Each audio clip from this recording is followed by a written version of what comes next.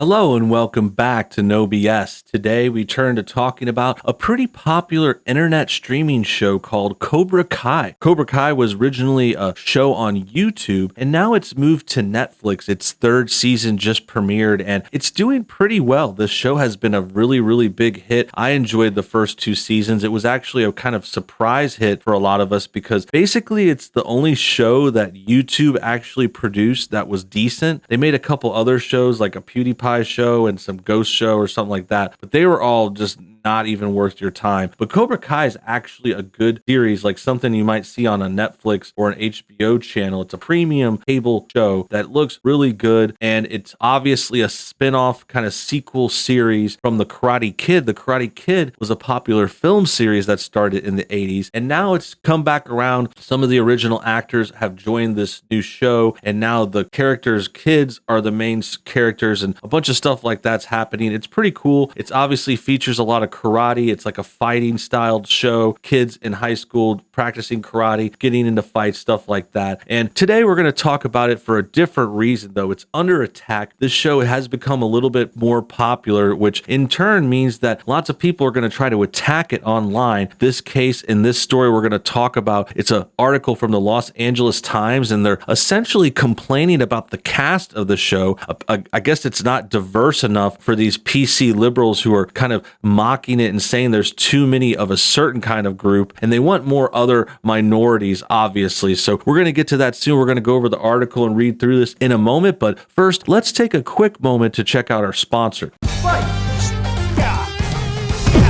Hey guys, today I'm real excited to be offering you this awesome game called Election Year Knockout 2020. This game is a lot of fun. It's got a lot of cool features and really fun and interesting characters too. So it's a lot of fun. It's available on the PC through the Steam store. You can also get it on iOS, on your iPhone in the Apple Store. Android has it available too. All the links are available below in the description. Check out the links, get it on your platform of choice, and thanks for your time. And now, back to the show. Great, now that that's out of the way, let's turn to this article. It says, at Netflix, Cobra Kai broke out. Now its whiteness is under a new spotlight. So I'm looking pretty bad already. I'm not liking the sound of that because it's just basically sounding anti-white. They don't like that it stars a couple of white characters. A couple of other characters are white too. It's just a coincidence. I mean, there's no kind of offense to be had here. No one's trying to attack anyone or say, oh, this group is better than this group. It's just a show. These are the characters. They're in this town. They're in the suburbs of Los Angeles. This happens.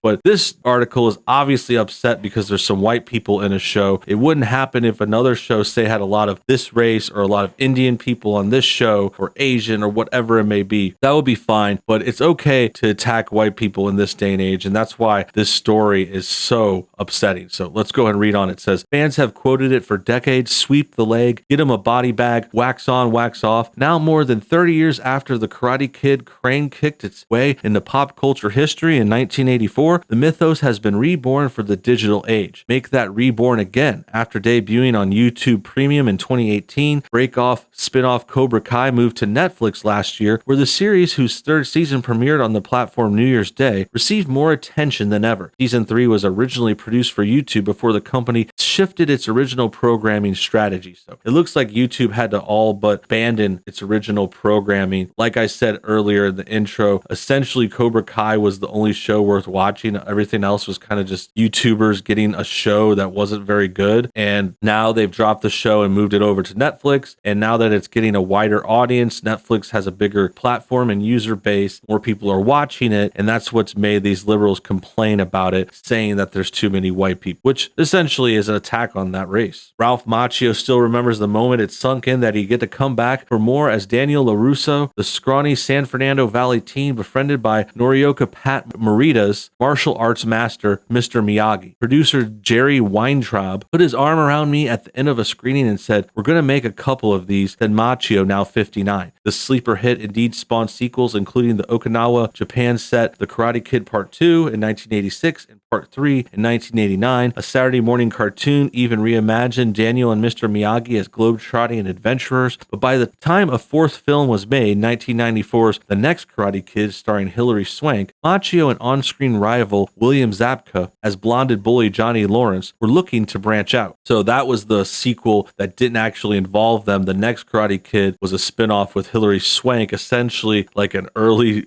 girl reboot, like early on girl reboot, but it wasn't bad. The series had already kind of lost some luster after all those other episodes. Skipping it forward, because I'm not really seeing a mention of the race stuff or the whole, the whiteness or something like that. I mean, they talk about the show a lot. There's a lot of preface, but let's get to the nitty gritty. I mean, we know enough about the show. We know about its history and the style. It's kind of a tongue in cheek. It's got a little humor to it. They're mocking the nostalgia, something that they say here. Mouser is the girl that plays the Karate Kid's daughter. There's other kids in the show. So here's a quote where it seems like they're finally getting to this offensive, supposedly offensive part. It says, increases elevation and heightened scrutiny that comes with being embraced by one of the most powerful companies in Hollywood also underscores the fact that there are now 3 white men at the center of Cobra Kai, a franchise rooted in and deeply indebted to Eastern tradition. Morita, who earned an Academy Award for his performance in the film, died in 2005, appears in flashbacks in the series, and both Yuji and Tamlin reprise their roles as Daniel's rival and ex-flame, respectively. From Part 2 and Season 3 guest arcs, supporting characters of color also saw expanded roles in the new series, but after 30 episodes on 2 platforms, Cobra Kai has yet to cast an Asian lead. So here's another part of the thing here. This is them saying, okay, there's 3 white guys in the main part of the show. That's a problem because the show is based on karate, apparently. Karate comes from Asian countries, and that's where we're getting to the whole racist claims. They think there needs to be an Asian lead, and it has some kind of, at the surface level, you could see some merit to that. I understand something comes from there, but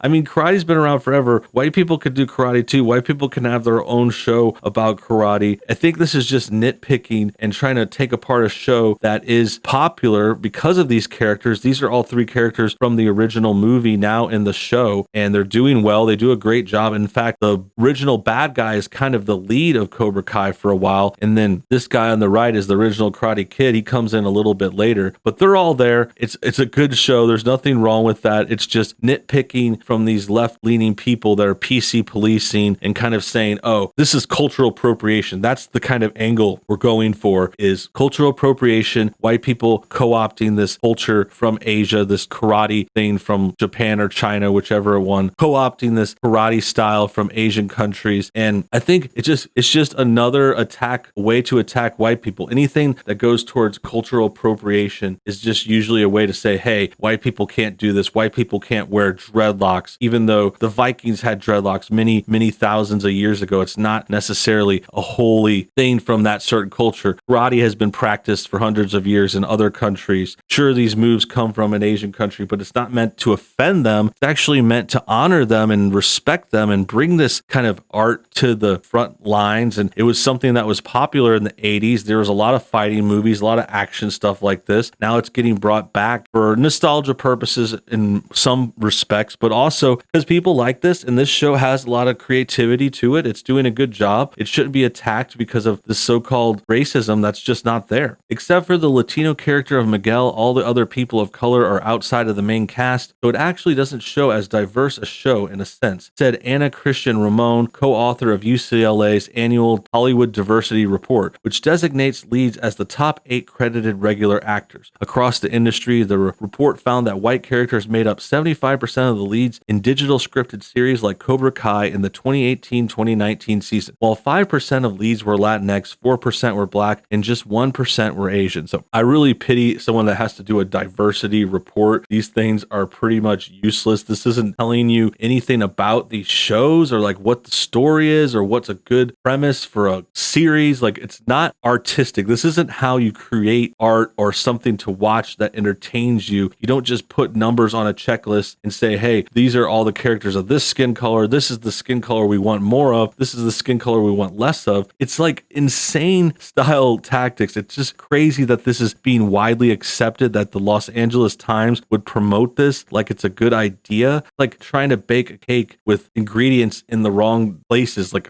this cake has too many white ingredients. We need more brown ingredients because of racism. racism. It's totally insane. And it just doesn't really take into account everything honestly. It just judges like the top shows. It's not every show. And then they're just judging the parts of the characters and they try to measure how many lines you have. It's just absolutely insane. It has nothing to do with being artistic. All that's going on here is people attacking this show because they don't like it, that it's popular. They don't like that there's white people leading the show and it's doing well. They want to force in other races and act like this is like how to make it better. Like, I don't see why having different races in a show necessarily makes it better either. Like, they imply that diversity is king and that that's going to make everyone happy. But if it makes a worse show, if the actors aren't right for the roles and you're just casting people for these kinds of reasons, it's really not a good look and it's not how you make stuff. And it shows that these people have no idea what they're talking about. So with that said, that about wraps things up. Hope you guys enjoyed today's video. Comment your thoughts below. Tell me what you think about Cobra Kai. Do you watch this show? Are you a fan? And do you think that these issues brought up by this Los Angeles Times article are relevant? Tell me what you think. Subscribe if you're new, and we'll see you on the next video.